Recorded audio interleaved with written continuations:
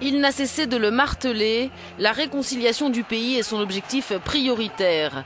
IBK, Ibrahim Boubacar Keïta, 68 ans, futur président malien et cacique de la politique malienne, aura donc la lourde tâche de redresser un pays traumatisé par la plus grave crise de son histoire récente.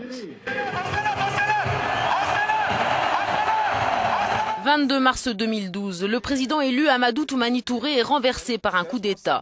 Les militaires putschistes dénoncent l'incapacité du gouvernement à mater la rébellion touareg dans le nord du pays.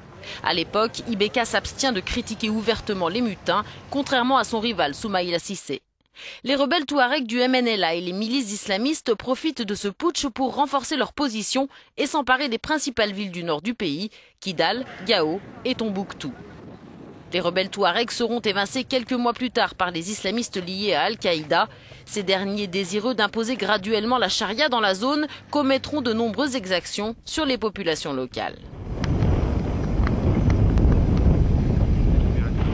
En janvier 2012, l'opération française Serval est lancée pour stopper la progression des islamistes.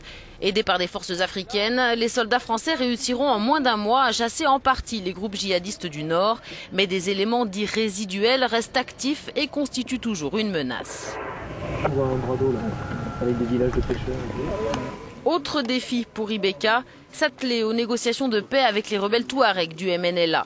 En juin dernier, ces derniers ont signé un accord avec le gouvernement malien en vue de la présidentielle, accord qui prévoit l'ouverture de pourparlers de paix dans les 60 jours suivant la mise en place du nouveau gouvernement.